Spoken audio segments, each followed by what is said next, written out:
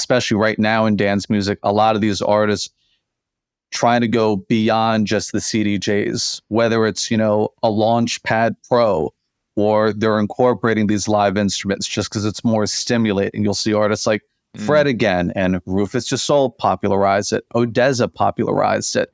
And DJ culture is still very much alive and well, and it's typically complemented by the craziest visuals and lasers that you've ever seen. But I think there's been this necessary and overdue evolution of what dance music should be experienced as.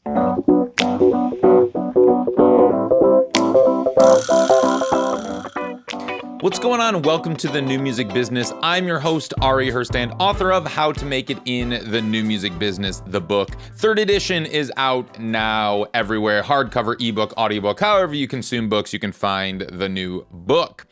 Today, my guest is David Rishty. He is the president of Palm Tree Records. Palm Tree Records is Kygo's joint venture with Sony Music. Now, what does a joint venture mean? Don't worry, we get into all of that and answer any of the questions that you have about just kind of how record labels function as they are attached to or a JV of or subsidiary, all of that stuff with a major record label. We get into the deal points. We talk about some of the artists and how this label, as it's kind of structured more like an independent label, can help develop artists and talent, what resources they can tap into at the major label level, how that functions stateside in the US and internationally, how they work with international artists, and just kind of the role they play in artist development across the board when it comes to touring, when it comes to album release cycles, when it comes to social media, digital marketing, all of that stuff. Now, Palm Tree Records is primarily a dance label. Some of the artists that we discussed today is Forrester and Candace Cox, and they are... Well, we differentiate between DJs versus artists, producers, songwriters, all of that stuff, and we kind of break down that distinction. For the listeners of the pod, you know that we've covered now a few dance record labels and dance artists, and this is a genre realm that I'm fascinated with. I'm not necessarily in. I wouldn't say that I am kind of part of the dance music community, but I'm learning a lot, and I love kind of having these types of guests on in a subgenre, a niche, a corner of the industry that I am not super familiar with. And so I learn a bunch, and you can learn alongside with us all. You can find Palm Tree Records just at palmtreerecords.com, or they have an Instagram. You can find David Rishty on his Instagram or his LinkedIn. You can find all of us that make the show happen at Ari's Take on Instagram, TikTok, X, Threads, all of that. Find me at Ari Herstand on Instagram. But right now, if you could just pause this episode, leave us a 5-star review on Spotify or Apple Podcasts. If you're digging the show, hit the subscribe button and follow. Give us a thumbs up on YouTube. Leave a comment on YouTube. I head over there and I love checking out the comments. But also visit aristake.com and get on the email list. That's where you're going to get the most up-to-date, relevant info about the new music business. All right, let's kick into the show. David Rishty, welcome to the show. What's going on? Hey. So tell me a little bit about Palm Tree Records. I see here it's like a joint venture with Sony Music, but if you could just explain kind of the history of Palm Tree, what joint ventures mean, how you're integrated and connected, just like break down that part of the business. I think it's confusing to a lot of people. Definitely, yeah. So Palm Tree Records, it's a joint venture with Sony Music. It was co-founded by Kygo and his manager, Miles. We've been in operation for a little bit over 5 years. And like a lot of joint ventures, it's very much indie label environment with major label resources. So if you want that small, tight-knit team where you don't need to constantly CC 20 plus people to get an answer and you want to move a little bit quicker, that's the beauty of a joint venture. But on the flip side, just knowing that you have the resources of a major so that if and when a song really goes or a project truly starts to break, knowing that you have that support, it sort of like gives you the best of both worlds. Interesting. So what are the major label resources specifically that you can tap into if you need to? So I would definitely say the biggest differentiator with a major label is the international support. Having Mm, like boots on the ground in 25 plus different markets where they know that market better than anyone else, as opposed to just like guessing from thousands and thousands of miles away. yeah. Making sure that they're having those in-person meetings. Obviously, it's just so much different building a rapport in person via over email. Yeah. So that's where we've definitely seen the biggest benefit to working in tandem with a major. Um, Cool. we had a song, it was called Follow Me by Sam Fell and Rita Ora.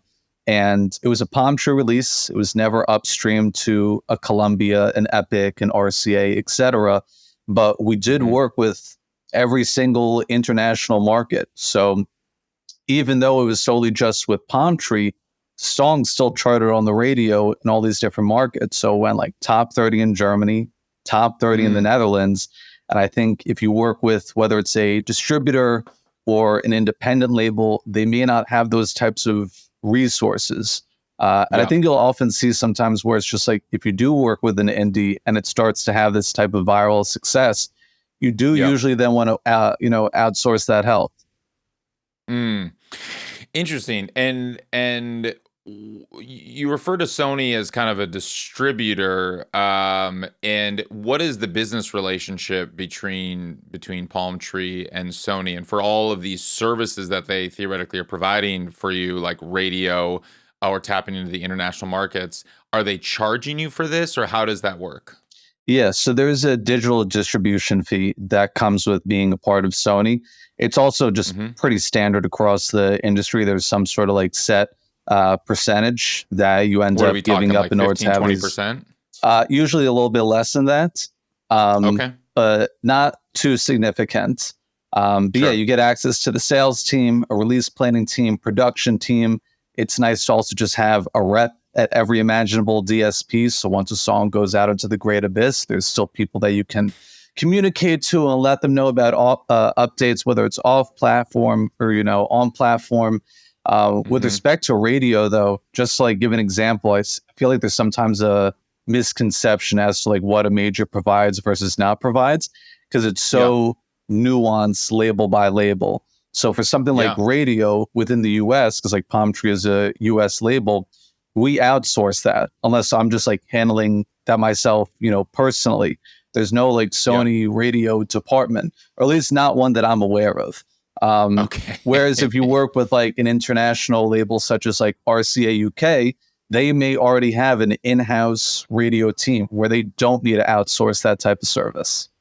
Mm, that's fascinating. So, even though we know Sony Music as this behemoth, as one of the big three major labels, and the parent company with all the subsidiaries, like you mentioned, Columbia and whatnot, um, as a joint venture, not technically a subsidiary, you don't necessarily have access to a lot of the departments or resources or stuff like that, but you're able.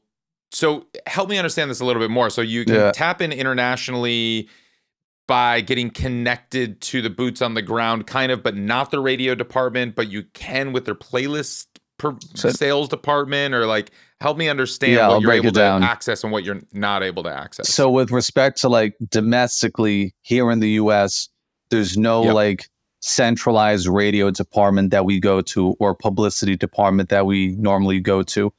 But when it comes to international marketing, if I work with any of these labels, like these are generally larger teams. And when they're usually a larger team, they usually have an in-house publicist, an in-house, streaming pitcher, an in-house, radio servicer. Um, Mm, so in that respect, that is usually covered, but just mhm. domestically here in the US, that's typically something we'll outsource if we don't feel confident enough to just do it ourselves. Got it. And by outsource, that means hiring a third party company, a marketing company, a radio promotions company, something like that, that you pay. Exactly. Palm Tree pays out of pocket, out of the books of Palm Tree, that Sony has nothing to do with. It'll end up coming out of the artist marketing budget. And that's Okay. always just a collaborative conversation that we have with the artist. But if we feel something should go to radio and they're like, let's take this thing to radio, then we'll vet our people, make sure that they're, aligned with us, understand, what the artist is looking to achieve and move forward. In the dance music genre realm, does radio move the dial? Yes and no. Sometimes I think it could be a really complementary piece to a larger story for an artist, as well as the song that they're pushing. Sometimes it could definitely live in a vacuum. There's definitely a heavier emphasis when it comes to streaming and investing as many resources there as possible. But I also like to look at things as holistically as possible too.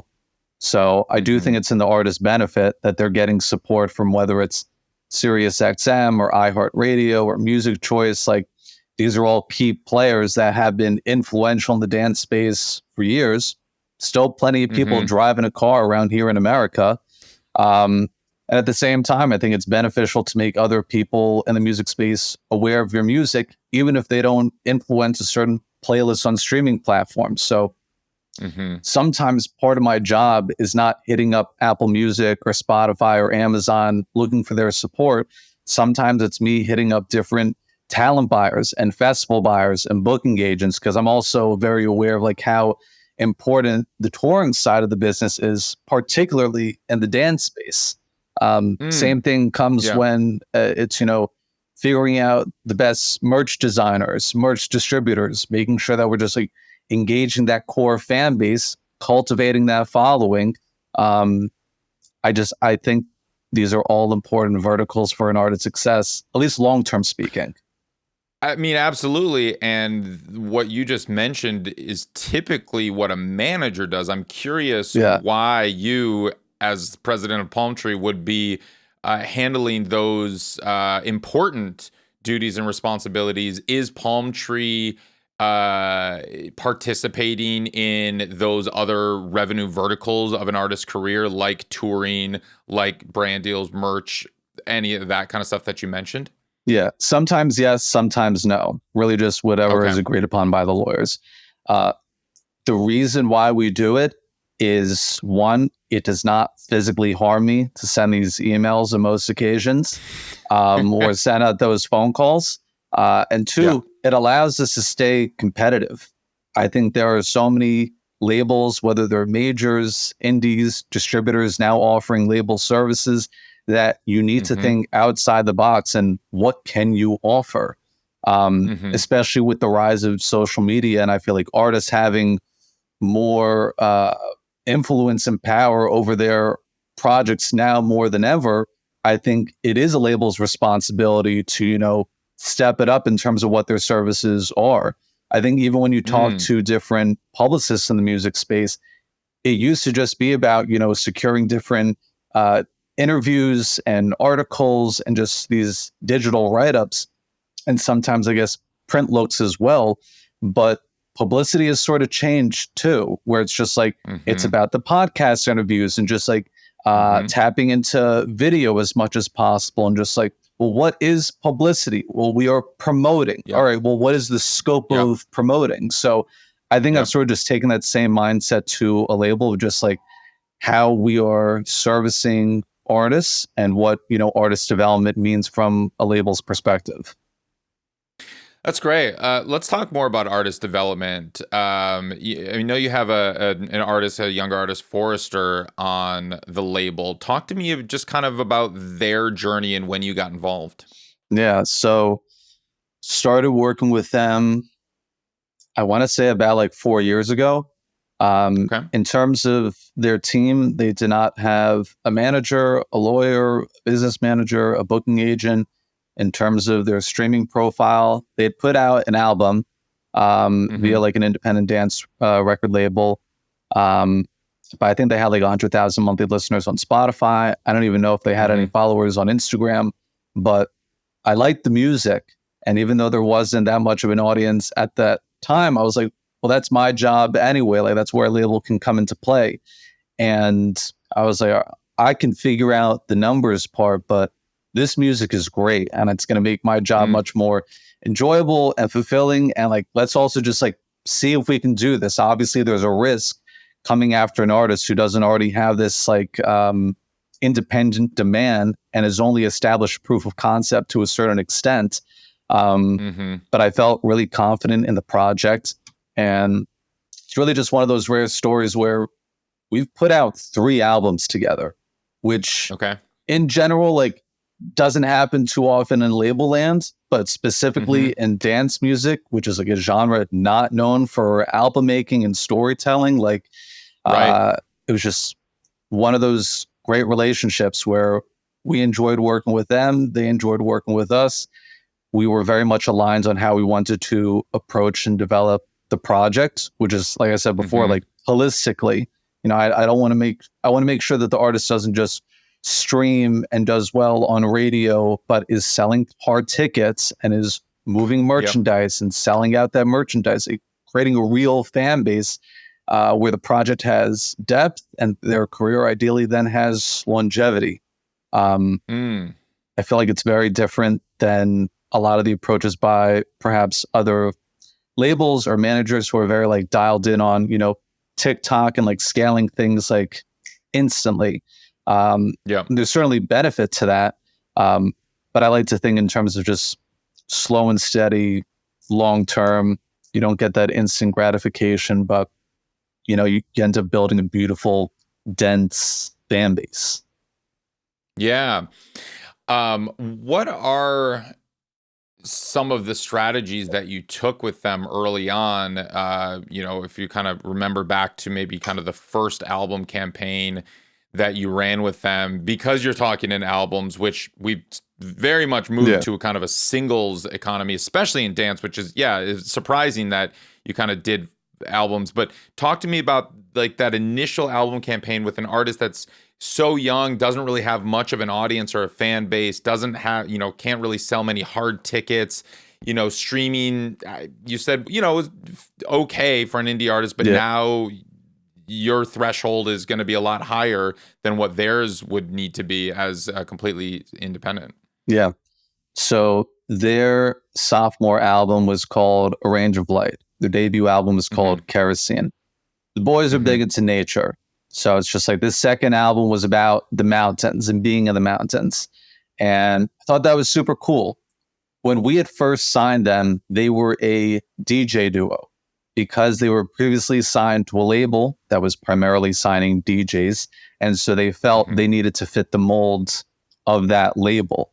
But when I started to speak to them, they're like, oh yeah, we write, we produce, we sing, we play drums, guitar, piano, we sing. And I'm like, you sort of sound like a band. Like, why are you guys selling yourselves short just because you feel like you need to fit the molds of a label? I think just that mindset is toxic and is not going to get you where you want to be. So when I encourage this, like let's become a band, they learned how to just like do a live setup. A lot of things came natural to them just because they were trained musicians. And so that was like the first step, is just converting from a DJ duo to a band, like really owning like who they are, what they're all about, and just like showcasing their talent properly. Yeah. No, you were going to say something. Can you just real quick before we continue, can you explain what a DJ duo is and does, and how that differentiates between a band, like you call it, or an artist? Yeah. So I think all DJs are artists, first and foremost. Just want to get that out of the way. DJing, I think, is really just the production setup. If you're a DJ, you have the CDJs in front of you, or a mix track, or one of those tables. And you usually have a USB flash drive, plug that in, call it a day. And then it really just comes down to like the transitioning, the mixing, the track selection. Whereas if you're a band, just like incorporating that live component, one, I think the performance is a bit more raw and off the cuff, which I think just creates that excitement a little bit more with the fans. And I think it just adds more elements into play, literally, from, you know, playing the drums, playing the guitar, playing the keys. You know, I think you attracts different, or at least a wider audience when you're playing as a band. And I think you'll notice, especially right now in dance music, a lot of these artists trying to go beyond just the CDJs, whether it's, a Launchpad Pro, or they're incorporating these live instruments just because it's more stimulating. You'll see artists like Fred again and Rufus Gisol popularized it. Odessa popularized it. And DJ culture is still very much alive and well, and it's typically complemented by the craziest visuals and lasers that you've ever seen. But I think there's been this like necessary and overdue evolution of what dance music should be experienced as. Okay. Interesting. And you mentioned kind of tapping into a different market, or a wider market. Would you say that an act like Forrester, that you're kind of positioning more as a quote unquote band, would play different festivals or different venues or outlets and different tours than a DJ duo? 100%. It dictates the venues and the festivals for sure. So while I think if you are strictly DJing and you're in the dance space, I think it definitely caters to more of just the dance forward festivals, whether it's Ultra Music Festival, whether it's EDC Las Vegas. These are great festivals. It brings in people in droves of tens of thousands. Like, there was clear demand for that. But if you're looking to attract a more like pop audience or indie audience, or just people who typically enjoy bands more, you'll be getting access to the Coachellas and the Lollapaloozas. And they still program DJs for those types of festivals. Sure. But for the majority, it slots. Is the band. So I think trying to position them where they can tap into both, where like Forrester did play Ultra, but they were on the live stage. So I think they would be appropriate for like a Lightning in the Bottle, a Firefly, a lot of these just multi-genre festivals. Does the set list change much when you're talking DJ duo versus a DJ versus a band? Meaning, do bands play more original music and DJs are expected to work in more songs that people would know that aren't their originals? Yes. I think if you're playing a song live as a band, it's a lot more personal. So I think it makes sense to play more original music as a band. In addition to maybe you're doing like a couple of covers just to mix it up and get the fans excited. I think as a DJ, it's sort of, it's ingrained in DJ culture that you have a unique track selection where you're not only like spotlighting a lot of, crowd favorites, but sometimes educating the audience on, cuts that they may not be familiar with, but you've got them on the hook. And so you share this, less known music with them. Interesting. No, that makes sense. So kind of getting back to Forrester's story, I mean, you release your first album with them, their sophomore album. Now, I mean, we're talking, this is December 2020, I believe. We're, this is mid-pandemic, and this is, you're not really probably able to send them right out on tour right away. I'm curious kind of the strategy, that you're taking. Okay, you're repositioning them as a band, but live actually does nothing you can't really do much in the live realm. What is kind of other avenues that you pursued at the time? Honestly, it was really just focusing on dialing in the brand, getting the music right, making sure that the story that we're looking to convey to the audience is crystal clear. I think the one silver lining from a touring side is it started to level out the playing fields a bit more with developing artists versus established artists. Because I thought there were a lot of artists who were really hitting their stride touring wise and gaining a ton of momentum. And the pandemic slowed that momentum down to a screeching halt. Whereas if you were a lesser known artist still actively building out your streaming profile, your digital profile, and your socials, now is the time. Let's play catch up so that when the world opens back up again, maybe there's not too much of a difference between us and that next artist that we're like looking to, surpass. Interesting. Cool. So you were helping. That is like true kind of development? Were you releasing more? Was the intention to release more music and keep kind of a more regular stream of single releases, or was it really, like you said, brand building on the other socials to just kind of establish them as a band? I definitely I wanted to establish a healthy pace and momentum with the releasing of the music. Mm-hmm. The pandemic didn't necessarily speed up or slow down that strategy. It was just like, let's keep it coming. Let's keep feeding those mouths, and just like having Forrester top of their mind throughout this whole campaign. And even when the album came out, the first thing we did is we put together a live performance video of them performing the album. Cool. So with A Range of Light, at the time, they didn't have a booking agent, and no one understood what they would be like as a band. That was something that they had only done like at their respective like homes, apartments, etc.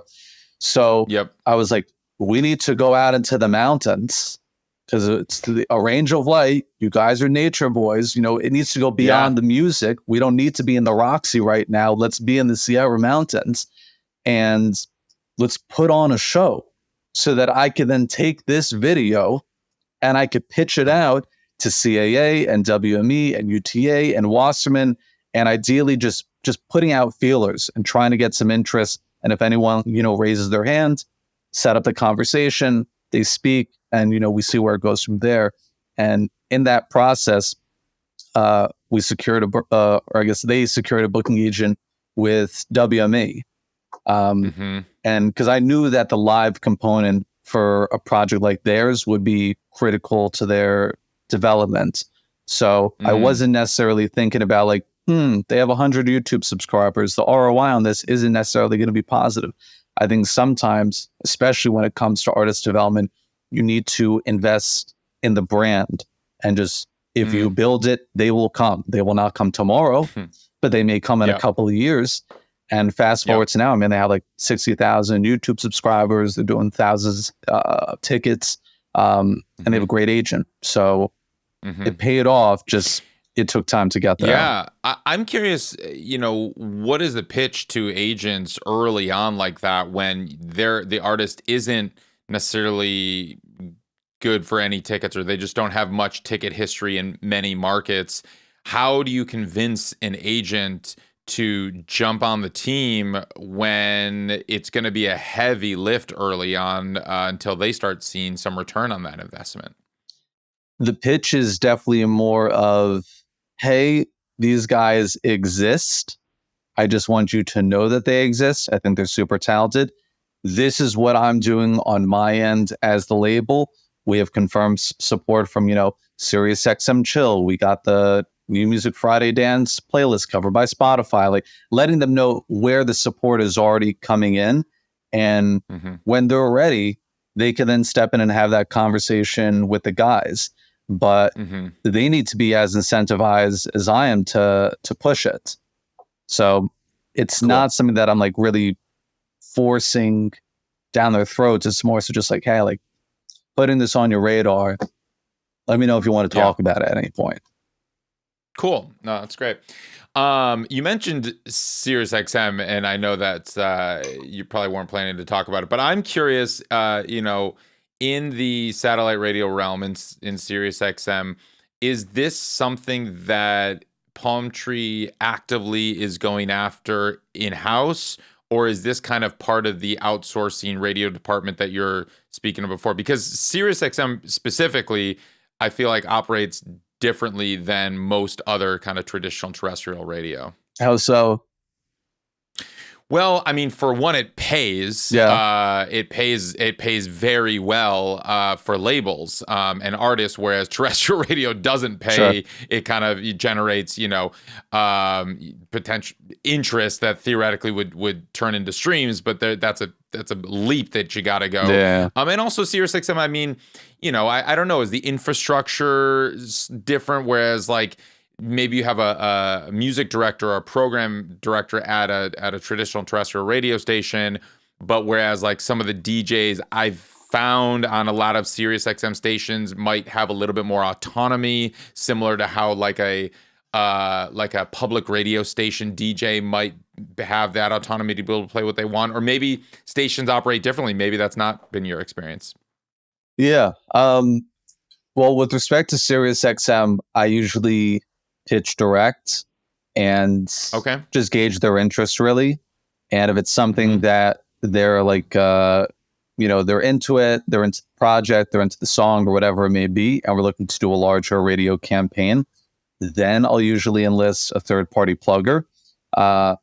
Usually out of the gate, to save the artist money, I'll send the email myself and I'll do the proper pitch.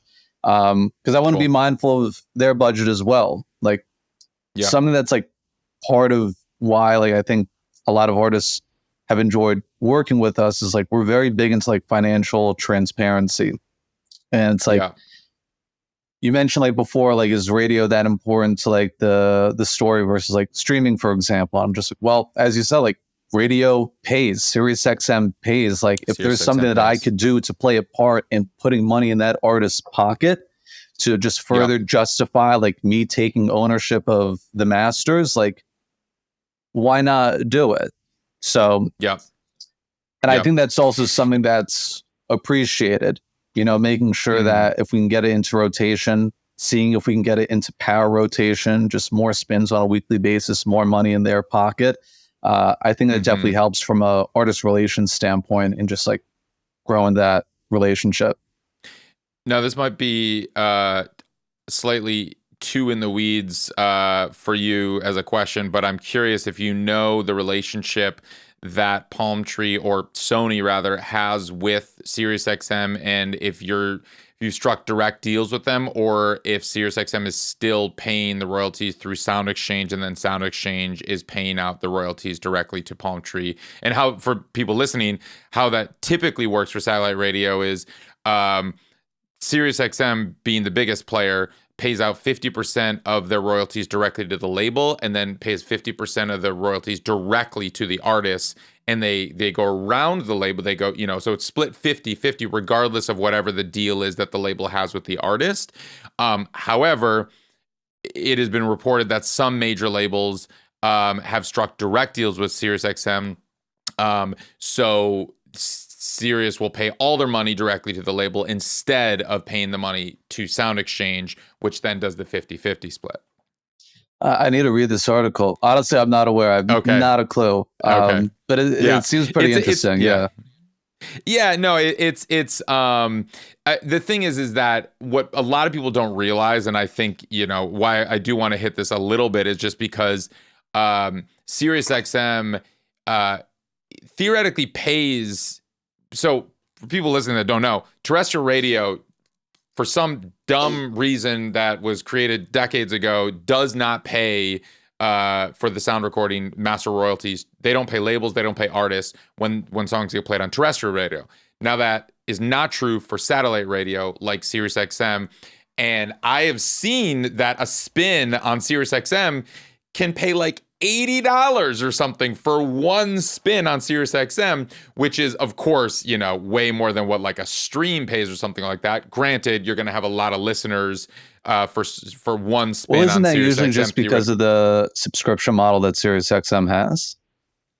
Yeah. And it's paying, and they say that they paid like $1 billion last year. And so I think there's like a lot of people, labels and artists specifically, that don't even think to approach SiriusXM, or don't even put that as part of their outlets or marketing. And they're so, as an industry, I feel like we're so obsessed with Spotify when it's not the only player. And honestly, you could be getting paid a lot better theoretically if you have some good traction on SiriusXM. And so, historically, labels and artists have looked at radio as kind of loss leaders, as really just like promotion. But when it comes to SiriusXM, it's not just promotion. It's actually theoretically can be fairly lucrative too. Yeah. I mean, I think, as you said, a lot of artists find Spotify to be ultra sexy. I've found engagement on a handful of Apple Music playlists to be incredible. I've seen some Amazon Music stations have unreal engagement. I was shocked at some of the numbers that we've had on some of our releases. whether it's in the US, whether it's in Japan. There's a station called Pop Culture Radio. And man, dude, people love it. I was blown away where it's just like hundreds of thousands of streams on a daily basis. And you also need to think about like Amazon is Alexa. Yeah. People got that device in their homes. They're jamming out to Pop Culture Radio, having the best time. Wow. And it's just like, oh yeah, there's a world outside of these singular streaming services. I've always just thought about it as just like all eyeballs are good eyeballs, all ears are good ears. Like I think we're doing ourselves a disservice if we're only just going after one. I think the same thing applies to TikTok. There's Instagram Reels. There's YouTube Shorts. Like these are all things that we should be mindful of because it may not, resonate on TikTok, but then it just like blows up on Reels. And it's like, thank God I did both. Yeah. And we are seeing songs blow up on Reels now, which I feel like that's a fairly new development over the last 6 months or something like that, that songs are taking off on Reels, not just videos going viral, like similar to how songs took off on TikTok. And I mean, have you, I guess, what is the digital strategy in general for your artists, or is there one for TikTok, Reels, social media in general, in terms of just like the promotional rollout of new music? Yeah, I mean, we're all in on content creation. I think it helps build out the artist world. I think it gives fans a better idea of like what they're even a fan of. But I think just investing in the video medium and knowing that it doesn't need to be a full-fledged music video production with 20 people on set, that it could be you and your brand new iPhone 15 camera and maybe some spotlight where you could pump out some really cool content, whether it's teasers or whatever it may be. And that was something where we didn't really start tackling that with Forrester with respect to like short form content until a little bit before this past Thanksgiving, where we brought on a dude, monthly retainer, to shoot, edit, color grade these cool videos of the boys playing out their music in exotic locations, stunning nature landscapes. And their profile went from, I think it was like 25,000 Instagram followers to I think now it's like 140,000 followers. Yeah. And the fact that then correlated to an uptick in streams, it correlated to an uptick in ticket sales. And then it's part of my job to be telling Spotify, like, hey, we're seeing an uptick here. This is what's going on off platform, letting Apple Music know about that, Amazon Music know about that. And that, I think that's the other beauty of at least Palm Tree with Sony, is just like being able to communicate these types of updates in real time for then these DSPs to respond accordingly with just like, all right, a lot of organic traction happening, seeing a viral moment. Let's give it a few more ads, see how it researches there, and then take it from there. But yeah, I mean, the short form content has been insanely valuable to growing our artists' digital profile. Yeah, and I love that you mentioned you brought somebody on retainer that did it all, from shooting to editing to, creating that final content. I feel like we're now evolving, and artists and marketers and labels and managers are finally understanding that you need to control the process from start to finish in terms of short form video. I've seen where it fails is when an artist would engage a marketing agency, and the marketing agency says that they specialize in short form content in TikTok and Instagram, whatever. But if they're not part of the shooting process, it becomes far more challenging it's a complete disconnect, and it doesn't work, and they charge for that rate, and they're like, so having somebody on hand to do that. I mean, I would argue that a kind of a videographer that can handle all of that, whatever you want to call that position, is arguably one of the most important people to have on the team currently. Yeah. I mean, we had Evan Blum on the show. He goes by Dr. Clips, and he's arguably the most well-known, famous videographer of the last year. He's got over billions and billions of views on the videos that he shot for other artists. Yeah. And he's got this look and this feel. And it's like, that's kind of the new marketer. And it's just like, if you can create that short form video that will help you tell your story in that short way, but really not just telling the story, but like gets people interested in the music. I mean, that's a skill set in and of itself. Yeah. And like where so many artists and managers miss, it's like, you don't want to go viral for the wrong reason, because that doesn't help your career. If you just go viral, you want to go viral for either your music or your artistry or something that's going to welcome people in, or you just want to get the word out about the music. Yeah. I think the videos, just like the music, it's art. So the storytelling needs to be authentic, making sure that you're working with a creative who you can trust, who you can speak openly with and feel comfortable with on set is huge. I feel like a lot of artists, social media does not come naturally to them, especially in the dance space. A lot of them are producers, they're computer nerds. For sure. They don't socialize or want to go out that often.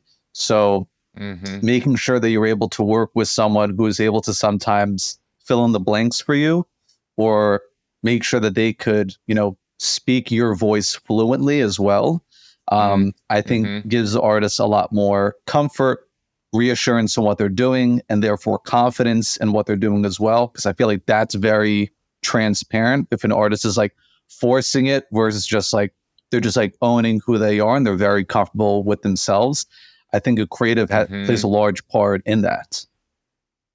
Absolutely. Talk to me about your artist. I believe she's relatively new to the roster, Camden Cox. And I see that she has, it's interesting when we look at numbers and like the difference between like what a Camden Cox is doing on Spotify versus what Forrester's doing on Spotify, and what Forrester's doing on Instagram with like 140,000, like you said, versus like Camden what's doing on Instagram, which is significantly fewer. And then ticket sales and all of this. I'm curious. First, tell me about how Palm Tree got involved with Camden, but also just kind of maybe the different career trajectories and focuses. Yeah. Every artist is built different, and every artist with their milestones, it just comes at a different time, whether it's a different sound, different style, different vibe, different energy, which all dictates a different audience.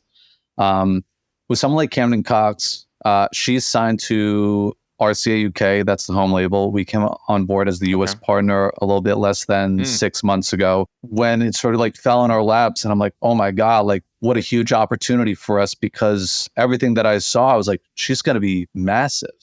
She writes, she produces, she sings, she's incredibly well spoken. She's incredibly well dressed. You speak to her, you can tell that she's got it.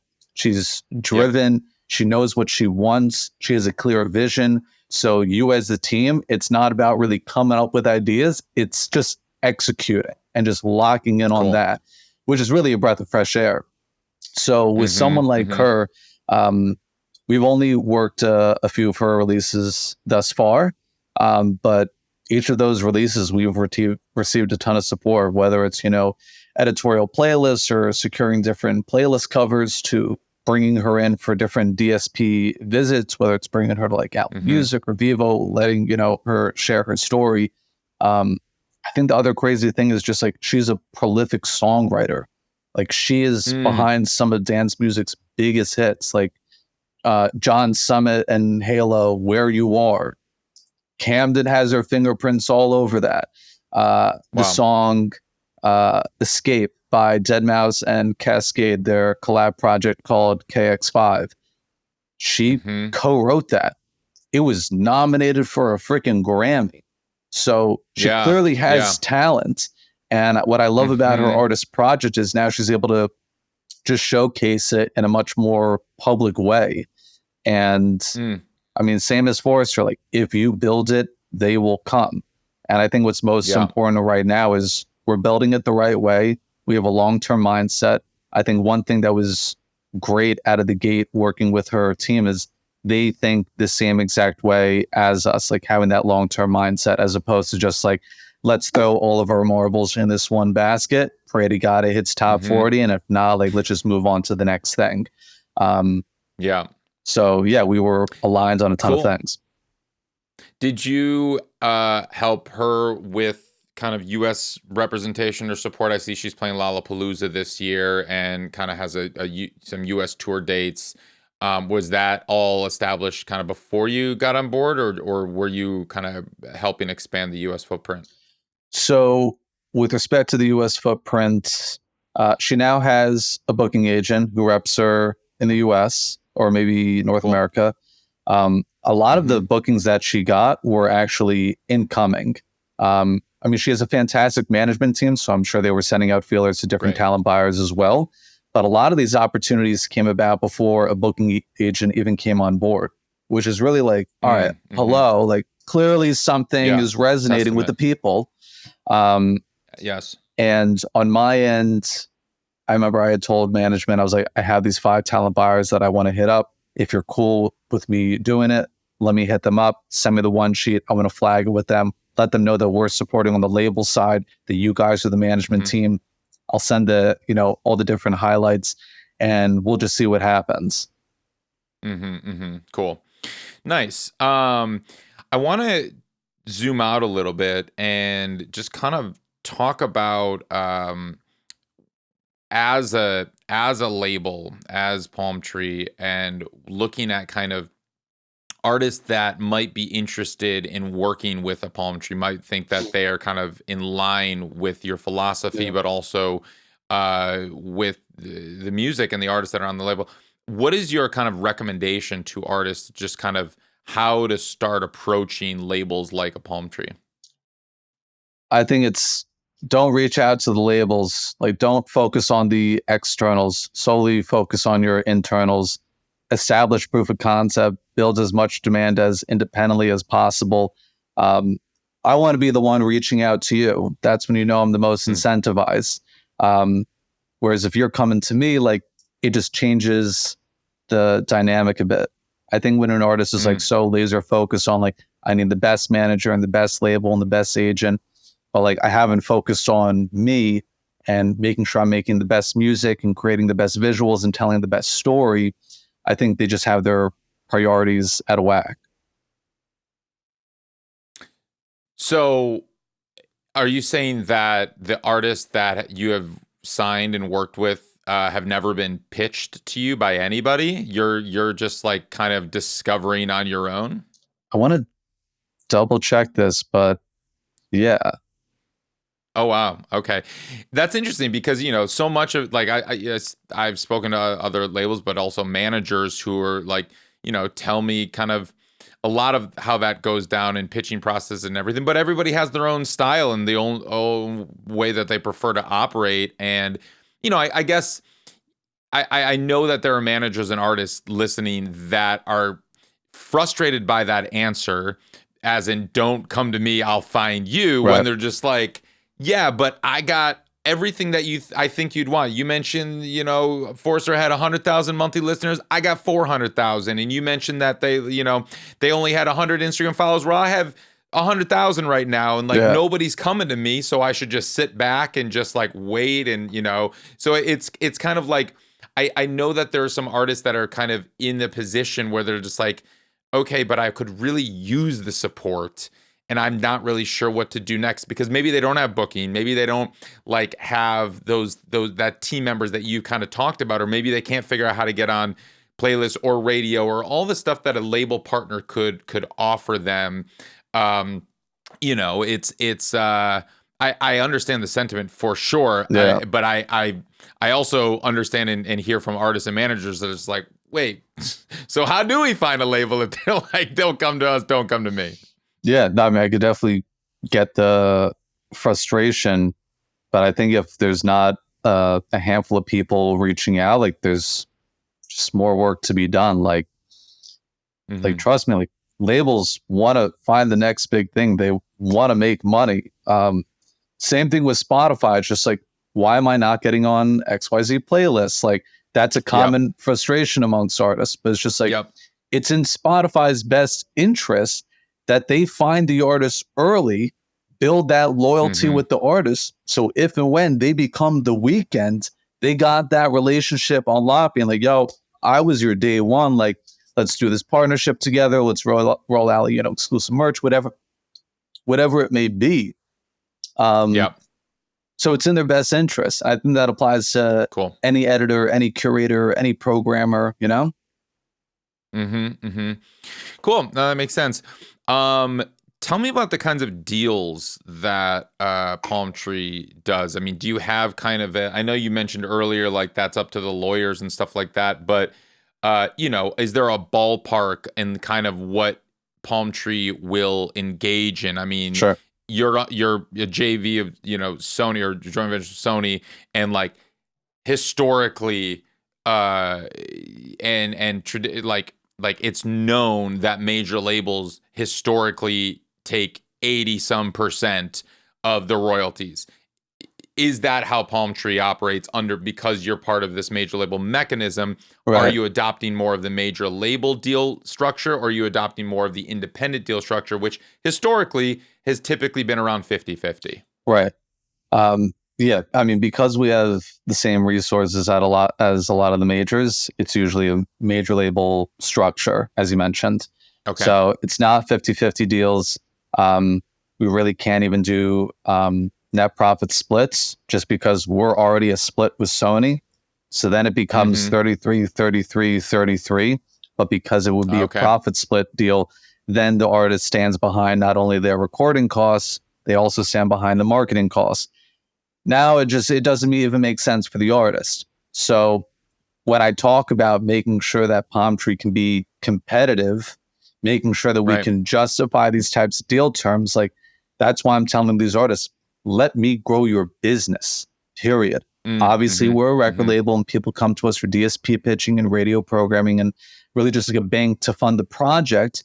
But if I can help you in any way, whether it's merch, touring, publishing, getting you remix opportunities where you can collect a fee and put that in your pocket, let me do that for you. Because these are things that I can do to sort of justify this type of deal. Also, a lot of the deals that we've done for the most part are definitely more artist development focused, longer term deals. And it's definitely a risk that an artist takes. It's also a risk that a label takes as well. Like knowing that you're going to pretty much go into marriage before dating. Like we don't really do many like single deals, no options. Whereas you'll find a lot of these independent dance labels, the 50-50 splits, they're like, yeah, just one song and then go on to the next one. But I think there's a trade-off there as well. The label may not be as invested, knowing that it's not a long-term partnership. They'll put in a little bit of work, but it's really not going to benefit them just because they only have one song tied to you. So I think either way, it's sort of just like assessing what you're even looking for in a partner. Are you able to offer advances up front, similar to what a major can in that range of like hundreds of thousands, if not $1 million? No. So okay, because it's a joint venture, like we're definitely working with much more limited budgets. Okay. So like, I'll have an idea at the beginning of every single year of just like, this is how much I'm able to spend on the recording side. This is how much I can spend on the marketing side overall. If I need to go over it, I need to, request approval from the senior management. But I'll usually have a good idea of what we're able to spend. With that said, we still are able to offer, whether it's upfront advances, recording funds, marketing commitments. It's usually just at a different scale. But at the same time, like us as Palm Tree, like we're usually not going after the Harry Styles and trying to land a big fish like that. Like we're typically going after a more developing artist. Gotcha. And when you said like more long-term artist development deals, I mean, are you talking more traditional record deals, working under albums and options, or do you function differently in terms of years and singles or something like that? Yeah, it's usually just like EP, couple EP options, album, couple album options. Obviously, things can change just based on who we're working with and what they're wanting to do with a label. Okay. But yeah, there's usually options involved for the most part. I usually do tell the artists that I'm like, listen, like I want to work with people who want to work with me. So let's say we do an EP together and you're like, Dave, love the energy, but I really want to go in a different direction. I really can't afford to have bad blood with any artist. Like I said, we've only been doing this for 5-ish years. So we don't have like a bevy of catalog to sit on where it's just like, oh, I can burn a few bridges. Like all these artists are like keeping me afloat and I'm real comfy over here. Like we are still very much in the business of I need as many people in my corner as possible. So obviously when you talk about options and when I'm speaking with an artist about it, like a lot of it does come down to trust. And we're fortunate where we haven't come into a position where like an artist didn't want to continue the relationship. I do think that's a testament to just like how we're able to give that very like intimate relationship with that artist, giving them that undivided attention. Sure. But I also tell an artist, like, if you don't trust me, if you don't trust the team here at Palm Tree, like I would advise do not do a deal with us. Like if your gut is telling you something different, like maybe that's a sign, you know, and then it's probably best for both of us that this wouldn't work out. Yeah, that's great. That's great. And it's great to hear. Well, David, this has been very illuminating, and I appreciate kind of your transparency and openness. And I know everyone listening appreciates kind of the insight that you brought. I have one final question that I ask everyone who comes on the show, and that's, what does it mean to you to make it in the new music business? So I would say, I'm glad I read that question in the email. So I would say when it comes to just like making it in the music industry, I would say being able to even just make a living off of this stuff, like that's so hard to do in the first place. Most people that I know who are in the industry, like clawed their way in, like they are mangled. Like it was not easy for them. It was not a walk in the park. So I think if you're able to make a living, like everything beyond that is just gravy. Like I'm sure some people may be like, I need a #1 hit record to feel like I made it. And I think like as you grow in the music industry, like your goals will change over time as to like what making it is. But I think that first real step is being able to just like make a comfortable living from music. And then I think the second step beyond that is having sustained success in the music industry. Like I've seen so many people where it's just like they're in this shit for 2 years and then I never hear from them again. And next thing I know on Instagram, they're a real estate agent. And it's just like, what happened there? But people who have been in the industry for whether it's 10, 20, 30 years, it's just like knowing that it's like, I belong here, you know, like people want me here. Like people trust me here. I've built these relationships. Like this place is not foreign to me. It's become a home. I definitely think that's making it. Right on. David Rishty, thank you so much. That was great. Thank you, Ari. Appreciate it. Today's episode was edited by Ari Davids with music by Brassroots District and produced by all the great people at Ari's Take.